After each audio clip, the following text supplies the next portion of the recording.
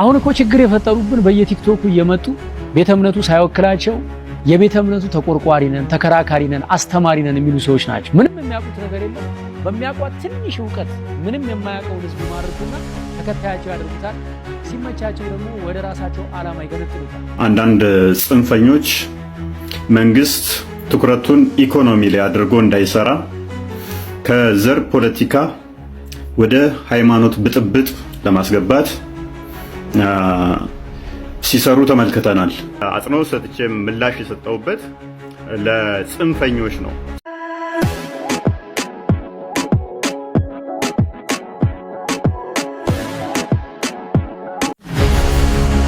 ሃይ ሰላም፣ እንዴት ናችሁ?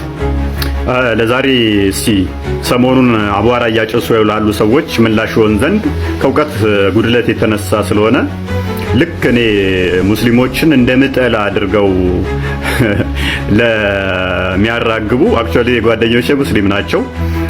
አጽንኦት ሰጥቼ ምላሽ የሰጠውበት ለጽንፈኞች ነው። ጽንፈኞች አሁንም ተመሳሳይ አቋም ነው ያለኝ ለጽንፈኞች ማለት ነው።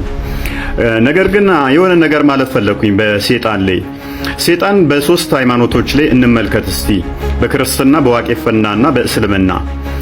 በሶስቱም አስተምህሮቶች ላይ የሴጣን አስተምህሮ ይለያያል። ይህንን ካለማወቅ የተነሳ ይመስለኛል። በክርስትና ሴጣን አለ which is የተጣለ መልአክ ነው። እንደ መልአክ ተፈጥሮ ነገር ግን አሳሽ የሆነ ነፍሰ ገዳይ የሆነ ዮሐንስ ወንጌል ምዕራፍ 8 ቁጥር 44 ላይ እንደሚናገረው ሐሰተኛ የሆነ እንደገና ደግሞ ወንጀል የሚሰራ ወንጀል የሚያሰራ ነው። ይህ ሴጣን የተጣለ ነውና ምንም በክርስቲያኖች ላይ ኃይል ብርታት የለውም። ማርቆስ 16 ቁጥር 17 ላይ መጽሐፍ ቅዱስ እንደሚናገረው ማለት ነው። ያመኑት ሴጣንን ማስወጣት ማባረር ይችላሉ። እንደገና ደግሞ ዘኍልቍ 23 ላይ ሴጣን መተት፣ ድግምት፣ ሟርት በክርስትና ላይ ወይንም በአማኞች ላይ ምንም ነገር ኃይል እንደሌለው መጽሐፍ ቅዱስ ይናገራል። ወደ ዋቄፈና ስንመጣ ደግሞ ሴጣን የሚባል ነገር የለም፣ አይታመንም። ሴጣን የፈጣሪ ተቃራኒ ነው ተብሎ ስለሚታመን ፈጣሪ ደግሞ በፍጹም ተቃራኒ የሆነ ነገር ሊኖረው አይችልም፣ ያጠፈዋል ተብሎ ነው የሚታመነው። በዋቄፈና እምነት ውስጥ ሴጣን የለም። ስለዚህ ድግምት፣ ሟርት ምናምን ሴጣን ምናምን ጂኒ ገለመሌ ወለመሌ ምናምን ብትል በዋቄፈና እምነት ውስጥ አይሰራም፣ የለም። በእስልምና ውስጥ ስንመጣ ደግሞ ሴጣን የተለያየ አስተምሮ አለ። ለምሳሌ ጂኒዎች አምነው ወለ ሻዳ ተቀብለው ሙስሊም ሊሆኑ ይችላሉ። በክርስትና ውስጥ ግን እንደዛ የለም። በእስልምና ውስጥ ጂኒ ወንድሜ እህቴ ልትል ትችላለህ። በእስልምና ውስጥ ሴጣን ጾታ አለው። በክርስትና ውስጥ ግን ሴጣን መንፈስ ነው እንጂ ጾታ የለውም። በእስልምና ውስጥ ሴጣን ጆሮ ውስጥ ሽንቱን ሊሸና ይችላል። በክርስትና ውስጥ ግን እንደዛ አይነት አስተምሮ የለም። በእስልምና ውስጥ ሴጣን አፍንጫ ውስጥ ሊያድር ይችላል። በክርስትና ውስጥ እንደዛ አይነት አስተምሮ የለም። ዋናው ግን ልዩነታችን ምንድነው? በእስልምና ውስጥ ሰው ሁሉ ሴጣን አለበት ተብሎ የሚታመነው with the exception to ማርያምና ኢሳ። በእስልምና ውስጥ ከማርያምና ከኢሳ በቀር ሁሉም ሰው ሴጣን ነክቶታል ተብሎ ይታመናል። ይህም ሳሂህ አልቡኻሪ 3286 ቡክ ነምበር 59 ሐዲስ 95 ላይ ተዘግቧል። ብዙ ሐዲሶች አሉ በዚህ ጉዳይ ላይ እንደዚህ የሚያወሩ ማለት ነው። ስለዚህ በእስልምና ሁሉም ሰው ሴጣን አብሮት ይወለዳል፣ አብሮት የሚኖር ነው። ይህ ከሆነ ታዲያ መተት አደረክብኝ፣ ሴጣን አሰርተህብኝ፣ እየጣለኝ ነው፣ እየታመምኩ ነው ምናምን የሚለው አስተምሮ በእስልምና ላይ ፈጽሞ ሊሰራ አይችልም። ለምን? አስቀድሞውኑ ሴጣን በውስጣቸው በደም ስራቸው ውስጥ እንደሚዞር ነብያቸው ተናግሯል። ይህ ከሆነ ካዲያ ሴጣን አደረክብኝ የሚለው አስተምሮ ስህተት ይሆናል ማለት ነው። ምክንያቱም ይሄ አስተምሮ ወይን ስህተት ነው ወይንም ደግሞ መቀበል አለባችሁ። ምክንያቱም በደም ስራችሁ ውስጥ ደም እንደሚዟዟረው ሁሉ ሴጣን ይዟዟራል አለ ከተባለ ሴጣን አደረክብኝ ልትለኝ አትችልም። አስቀድሞውኑ ያለን ነገር እኔ ላደርግብህ አልችልም ማለት ነው። ስለዚህ ከዚህ አንፃር ነው ይሄን አስተምሯችሁን ጠንቅቃችሁ ካወቃችሁ ብዙ የሚያስደነፋ ነገር አይደለም። ልዩነታችን እንደ ውበታችን ተቀብለ ነው ልንከባበር ይገባል። በማስፈራራ ጉዳይ ከሆነ አክቹአሊ እኔ ምፈራ አይነት ሰው አይደለሁም። አረብ ያለች ሴትን እንደምታስፈራራ እኔ ልታስፈራራኝ አትችልም። ቱ ዘ ፋክት ለመናገር ጓደኞቼ ሙስሊም ናቸው።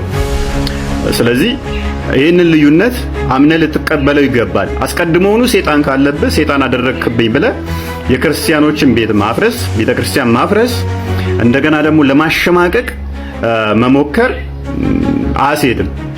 እስከ መጨረሻ ድረስ እኔም አልፋታም ማለት ነው እንደዚህ ምትል ከሆነ። ሰላም እንዴት ናችሁ?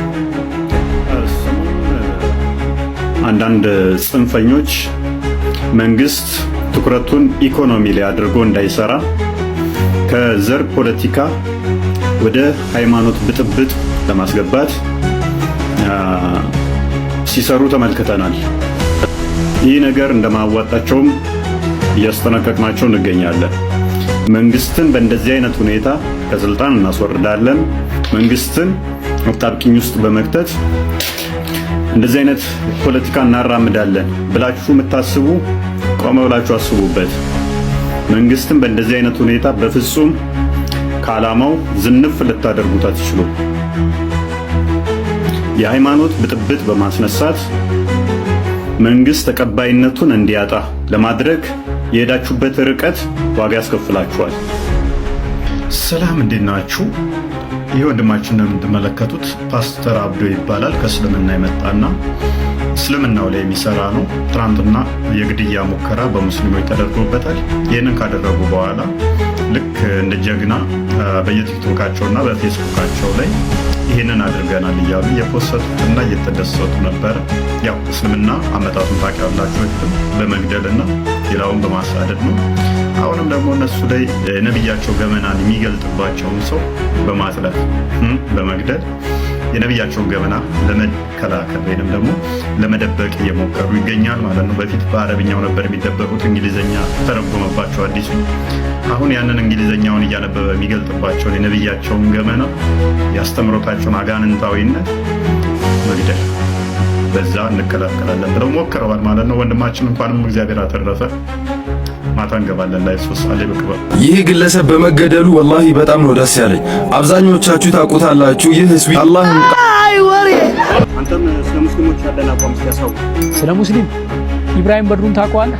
ላለፉት 17 ዓመታት የልብ ጓደኛዬ ነው። ከዩኒቨርሲቲ ጀምሮ አንድ አልጋ ላይ እየተኛን ለሱ የሚላከውን ብር አብረን እያጠፋን ለኔ የመጣውን ስንቅ አብረን እየበላን እስከ ዛሬ ድረስ በጓደኝነት ጸንተናል። ይገርማል። ሳገባ ሚዜ ኢብራሂም በድሩ ነበረ። ሁለተኛው ሚዜ መለሰ ይባላል። የፕሮቴስታንት እምነት ተከታይ ነው። ላለፉት 17 ዓመታት ምርጥ ጓደኛዬ ነው። ለሱ የተላከ ገንዘብ የኔ ነው፣ ለኔ መጣ በሱ የሱ። እስካሁን ድረስ በጓደኝነት አብረን ዘልቀናል። የልቤን ማማክረው፣ ሚስጥሬን የምነግረው፣ እድገቴን የማሳየው ጓደኛዬ ነው። ኢትዮጵያ የሆነ ስለ ሙስሊም ያለህን አቋም ንገረኝ ስትል ትንሽ አታፍር? ኢትዮጵያዊ ስትሆን የሌላውን ሃይማኖት አክብረ፣ ሌላውን ወደ፣ የራስህን ደግሞ አምነ አምልከ ትኖራለህ። አሁን እኮ ችግር የፈጠሩብን በየቲክቶኩ እየመጡ ቤተ እምነቱ ሳይወክላቸው የቤተ እምነቱ ተቆርቋሪ ነን፣ ተከራካሪ ነን፣ አስተማሪ ነን የሚሉ ሰዎች ናቸው። ምንም የሚያውቁት ነገር የለም። በሚያውቋት ትንሽ ዕውቀት ምንም የማያውቀውን ህዝብ ይማርኩና ተከታያቸው ያደርጉታል። ሲመቻቸው ደግሞ ወደ ራሳቸው ዓላማ ይገነጥሉታል። ሁሉም የሃይማኖት እምነት ተከታይ በዚህ ሰዓት መጠንቀቅ ያለበት ነገር ቤተ እምነቱ አስተምሮ ያልሾማቸው ዕውቅና ያልሰጣቸው ግለሰብ ሆነው ትንሽ ዕውቀታቸውን ሃይማኖትና ዶግማ አድርገው ካልሰበክን ከሚሉ ግለሰብ የሃይማኖት አስተማሪዎች እኔ ከኢብራሂም ጋር ኮሮና በገባ ወቅት አንድ ቤት ነበር። ወቅቱ የረመዳንና የአብይ ጾም ነበር። ሁለታችንም በአንድ ቤት ጾመን ሰዓት ሲደርስ እኛ ሳሎኑን ለሱ ለቀንለት ሰርቪስ ውስጥ ሄደን ውዳሴ ማርያም እናደርስ ነበር። እሱ ሳሎን ውስጥ በሰዓቱ ሶላት ይሰግዳል። በኋላ ግን ሁለታችንም በአንድ ትሪ አብረን ማዕድ እየበላን እኔ ለሱ እየጸለይኩኝ እሱ ለኔ እየጸለየ ነው በጓደኝነት የምንኖረው። ሁሉም ያመነበትን ይኖራል። ሁሉም መልካም ነው ያለውን ለወንድሙ ይመኛል። ከዚህ በተረፈ በመስደብ የሚሰበክ ክርስትና፣ በማንቋሸሽ የሚሰበክ ሃይማኖት ግን የለም። እግዚአብሔር አምላክ የሁሉም አባት ነው። ለሁሉም መዳን ይጨነቃል። የሁሉም ህይወት ያሳስበዋል። እኔ ስለ እግዚአብሔር ብዬ ብሳደብ ስድቡ ኃጢአት ሆኖ ያስወቅሰኛል እንጂ ጽድቅ ሆኖ አይቆጠርልኝ።